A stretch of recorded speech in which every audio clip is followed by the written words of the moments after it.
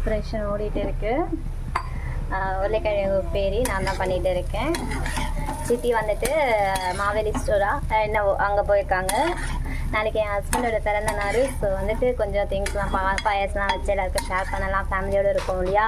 Actually star பிறந்த நாள் வந்துட்டு 7ஆம் தேதி வருது ஜானு. நாளைக்கு வந்து அவருடைய டேட் ஆஃப் பர்த்து. ஸோ செலிப்ரேஷனுக்காக கொஞ்சம் திங்ஸ் வாங்க போயிருக்காங்க. பாப்பா இருக்கிறதுனால என்னால் போக முடியல. அதனால் சமையல் என்னோடது. முருங்கைக்கீரை சாம்பார் இதெல்லாம் செஞ்சு பண்ணுது. இது குழம்பு மட்டும் எங்கள் மாமியார் வச்சு போயிட்டாங்க. ஏன்னா இது அவங்க ஸ்டைலில். இப்போ மாமியார் இங்கே தான் வந்து சாப்பிடுவாங்க. அதனால் அவங்களுக்கு பிடிச்ச மாதிரி வச்சுட்டாங்க.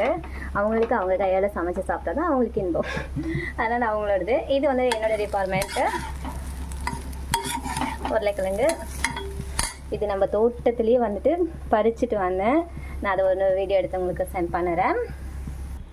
கிச்சன் கொஞ்சம் அலங்கோலமாக இருக்கும். இனிமேல் தான் க்ளீனிங் வேலை ஸ்டார்ட் ஆகும். கிட்ஸ் இருக்கிறதுனால கைக்கு பண்ண முடியல. இடைக்கு பசங்க வந்துடுறாங்க. இது நேந்திரம் பழம் எங்கள் சின்ன மாமியார் பசங்களுக்கு வாங்கி வந்து கொடுத்தாங்க பொண்ணுக்காக. இவ்வளோ பழுத்து இருந்தால் தான் இது இன்னும் கூட இனிப்பாக இருக்கும். ஈவினிங் 4 மணிக்கு இது வேக வச்சு கொடுப்பேன். இது பொன்னியாரி, இது மட்டரி, இது சுக்கு வெல்லம். இது எப்போவுமே நம்ம தண்ணி கொஞ்சம் போட்டு வைப்போம் இல்லையா, அது. நீ பப்படம் காய்ச்சணும். இப்போ தான் ஸ்டார்ட் ஆகிருக்கு வேலை.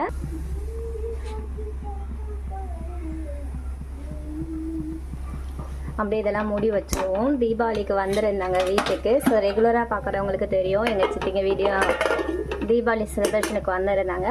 அப்போ வந்துட்டு நான் கொஞ்சம் மிளகாத்தூளெல்லாம் அரைச்சி கொடுத்துட்டு இருந்தேன். ஏன்னா இங்கே வந்துட்டு செப்ரேட்டாக தான் வச்சுருப்பாங்க.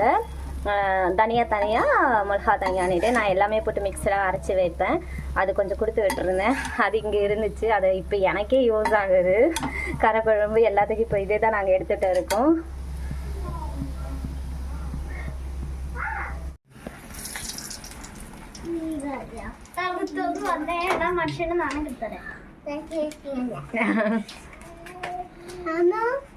പായസം വെക്കാൻ ഇപ്പൊ സേമിയ വാങ്ങിച്ചോടുന്നുണ്ട്. എന്നാ പാലടന്റെ വെക്കാറുന്നല്ലേ. ഞാൻ ഒരു പായസം ഞാൻ കുടിക്കില്ല. കുടിക്കില്ല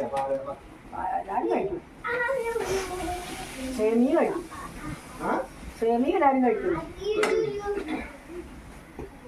ഒന്നൊക്കെ ഫ്രീ ആയിട്ട് ഉമ്മാണ്ടാക്കാൻ കൊണ്ടേക്കൂടെ പാക്കറ്റ്. ഉമ്മാണ്ടാക്കാൻ ഒരു പാക്കറ്റ് കൊണ്ടേക്കൂടെന്ന് അറിയാം. അല്ലേ ഒന്ന് മഞ്ഞ പായസം വയ്ക്കാൻ ഒന്നും കൂടി കിട്ടിയതാണ്.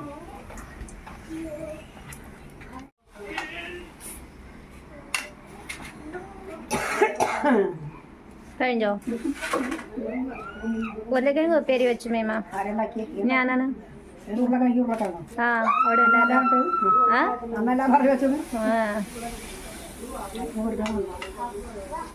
ஃபைனலாக என்னென்ன இருக்குன்னு பார்த்துடலாங்களா. இங்கே நான் லாஸ்ட்டு மாமியார் வீட்டிலேருந்து வந்திருக்கேன். சாம்பார் இது. நான் நிறைய சொல்லியிருப்பேன், வெண்டைக்காய் இல்லைன்னா இங்கே சாம்பாரே கிடையாதுன்னுட்டு.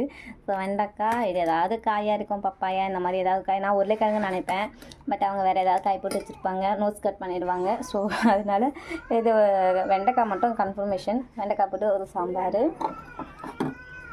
சித்தி பாருங்கள், மோர் மிளகா.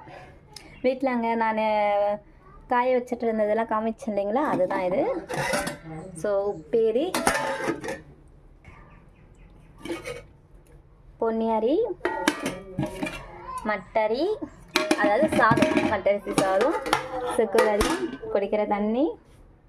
இது பழசுலாம் இருந்துச்சு இல்லைங்களா, அதெல்லாம் எடுத்து போட்டுட்டு ஃப்ரெஷ்ஷாக இது வந்து பொரிச்சு வச்சுருக்காங்க சித்தி தான் வந்து இது பண்ணாங்க. அதுக்குள்ளே பாப்பா வந்துட்டாங்களா, அதனால் நான் பாப்பா பார்க்க போயிட்டேன். ஸோ பப்படம். இதில் முருங்கைக்கீரை சாம்பார் எங்கள் மாமியார் பண்ணது. இது எத்தனை டிஷ் பாருங்கள். இது எங்கள் மாமியார் பண்ணது, இது எங்கள் 2வது மாமியார் பண்ணது, இது எங்கள் 4வது மாமியார் வீட்டிலேருந்து வந்தது, இதை நான் பண்ணது. எல்லாருமே சமைப்பாங்க, எல்லாருமே ஷேர் பண்ணிப்போம்.